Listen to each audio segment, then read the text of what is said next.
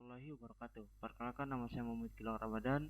Saya dari kelas PTIKD dan di sini saya akan menjelaskan dan mempresentasikan sebuah tugas yang berjudul atau mempunyai materi yaitu subrutin. Baiklah, kita akan pindah ke slide pertama dan penjelasan pertama. Oke, pada penjelasan pertama yaitu adalah penjelasan prosedur. Apa itu prosedur? Prosedur adalah bagian dari suatu program yang disusun secara terpisah untuk melakukan suatu tugas khusus atau fungsi tertentu. Prosedur adalah program kecil yang berada dalam program utama yang digunakan untuk menyelesaikan masalah khusus dengan parameter yang diberikan. Beberapa buku membedakan istilah prosedur dan fungsi, terutama pada pemrograman Pascal. Prosedur itu ada dua macam. Nah, prosedur yang pertama itu ada subrutin atau dalam kurung subprogram, dan yang kedua itu ada fungsi atau function. Baiklah, pengertian dari subrutin atau subprogram adalah suatu blok program yang dapat dipanggil berulang kali dalam program dengan cara menuliskan namanya. Visual Basic termasuk salah satu bahasa pemrograman terstruktur, yaitu pembuatan program disusun dalam bentuk blok-blok pernyataan. Nah, ada pula cara kerja subrutin. Nah, cara kerja subrutin terdiri dari sekelompok perintah yang melakukan suatu tugas tertentu. Subrutin memiliki nama, sehingga bisa dipanggil suatu saat di bagian lain program. Ketika komputer mengeksekusi program, setiap kali nama subrutin tersebut dipanggil, program akan melaksanakan semua perintah di dalam subrutin tersebut. Nah, seperti yang kita jelaskan tadi tentang Visual Basic, nah subrutin itu juga dapat dibedakan menjadi 3 macam di dalam Visual Basic.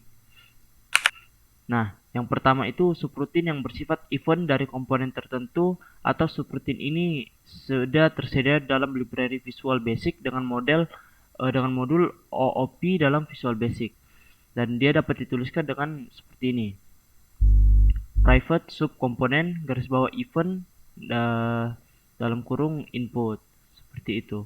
Lalu di blok program dalam subrutinnya. Contoh yang kedua, subrutin yang bersifat metode private, di mana pemanggilannya subrutin hanya dituliskan dengan nama subrutin, atau subrutin ini adalah subrutin yang dibuat sendiri. Dia dapat dituliskan sebagai berikut: private sub nama garis bawah fungsi input, lalu diblok lagi program dalam subrutin.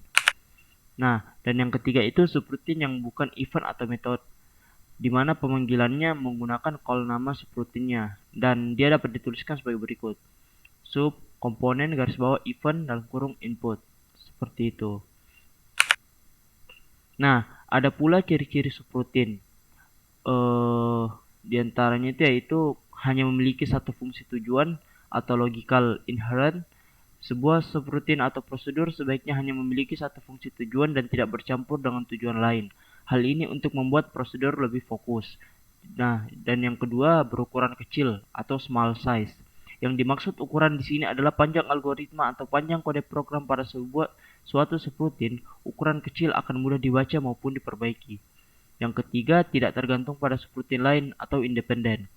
Sebuah prosedur hanya bersifat mandiri, artinya sebuah subrutin dapat berjalan dan diuji tanpa menunggu bagian lainnya selesai.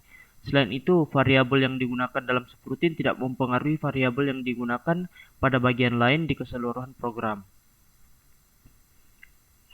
Nah, dan ini pada slide kali ini yaitu manfaat membuat subrutin. Nah, manfaat membuat subrutin ini ada dua, yaitu yang pertama modularisasi dan yang kedua ada simplifikasi. Kita jelaskan dulu dari modularisasi, yaitu suatu program yang besar dan kompleks dapat dibagi ke dalam beberapa subrutin sehingga setiap subrutin merupakan bagian yang mudah dikerjakan. Dengan demikian program besar tersebut menjadi mungkin diselesaikan. Dan yang kedua itu seperti kita sebutkan tadi yaitu simplifikasi. Simplifikasi itu dalam suatu program sering diperlukan suatu tugas yang harus dikerjakan berulang-ulang dengan nilai-nilai variabel yang berbeda. Agar tidak merepotkan, maka tugas ini cukup ditulis sekali saja dalam bentuk subrutin yang kemudian dipanggil berulang-ulang sesuai kebutuhan. Itu adalah manfaat-manfaat membuat subrutin. Kita akan lanjut ke materi selanjutnya, yaitu fungsi atau function. Pertama kita harus menjelaskan dulu tentang fungsi atau function itu. Fungsi sama seperti halnya dengan prosedur, namun tetap ada perbedaannya, yaitu fungsi mempunyai output dengan tipe variabel yang kita tentukan. Nah, yang dimaksud prosedur di sini ialah subroutine. Berbeda dengan subroutine yang bisa dengan tidak menggunakan parameter, fungsi harus menggunakan parameter dalam penggunaannya. Fungsi juga mempunyai output dengan tipe variabel yang kita tentukan. Nah, kita akan melakukan penjelasan lebih lanjut tentang fungsi ya. Fungsi adalah suatu bagian dari program yang dirancang untuk melaksanakan tugas tertentu dan letaknya dipisahkan dari program yang menggunakannya, yaitu seperti elemen utama dari program bahasa C berupa fungsi-fungsi. Dalam hal ini, program dari bahasa C dibentuk dari kumpulan fungsi, pustaka atau standar, dan fungsi yang dibuat sendiri oleh pemrogram. Oke, lalu di sini kita akan menjelaskan tentang tujuan dan penggunaan fungsi pada program C. Fungsi itu banyak digunakan pada program C dengan tujuan. Yang pertama, program menjadi terstruktur sehingga mudah dipahami dan mudah dikembangkan dengan memisahkan langkah-langkah detail ke satu atau lebih fungsi-fungsi. Maka fungsi utama dalam kurung main menjadi lebih pendek, jelas, dan mudah dimengerti.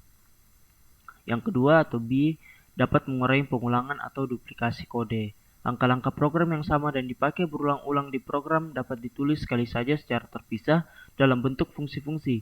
Selanjutnya, bagian program yang membutuhkan langkah-langkah ini tidak perlu selalu menuliskan, tetapi cukup memanggil fungsi-fungsi tersebut. Kita pindah ke slide selanjutnya, itu fungsi standar C yang mengembangkan tugas khusus. Jadi ini adalah fungsi standar C. Contohnya itu printf, yaitu kegunaannya untuk menampilkan informasi atau data ke layar. Yang kedua itu ada scanf, yaitu untuk membaca kode tombol yang diinputkan. Seperti itu. Kita lanjut ke berikutnya, keuntungan menggunakan fungsi. Nah, ini adalah beberapa keuntungan menggunakan fungsi, yaitu menguraikan tugas pemrograman rumit menjadi langkah-langkah yang lebih sederhana atau kecil. Yang kedua, mengurangi duplikasi kode yang sama ditulis berulang-ulang dalam program. Terus yang ketiga, dapat menggunakan kode yang ditulis dalam berbagai program yang berbeda. Yang keempat, memecah program besar menjadi kecil sehingga dapat dikerjakan oleh programmer atau dipecah menjadi beberapa tahap sehingga mempermudah pengerjaan dalam sebuah proyek. Oke, yang selanjutnya, bentuk umum membuat suatu fungsi. Oke, bentuk umum membuat suatu fungsi itu dalam QBasic, penulisan fungsi dilakukan dengan jendela terpisah dari modul utama. Untuk berpindah-pindah dari modul utama ke jendela fungsi, tekan tombol F2. Lalu pilihlah pilihan modul yang ada. Bentuk lain selain fungsi di atas ada fungsi yang dideklarasikan dan ditulis bersama modul utama. Biasanya digunakan untuk fungsi aritmatik. Sebelum dipanggil, fungsi ini harus didefinisikan di bagian deklarasi bentuk umumnya. Seperti ini contoh.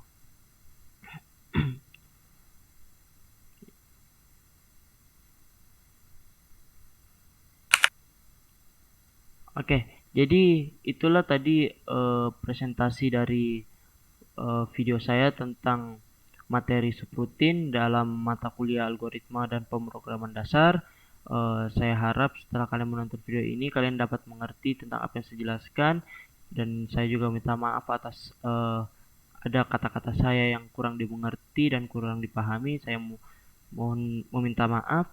Jadi itulah presentasi saya ucapkan terima kasih. Wassalamualaikum warahmatullahi wabarakatuh.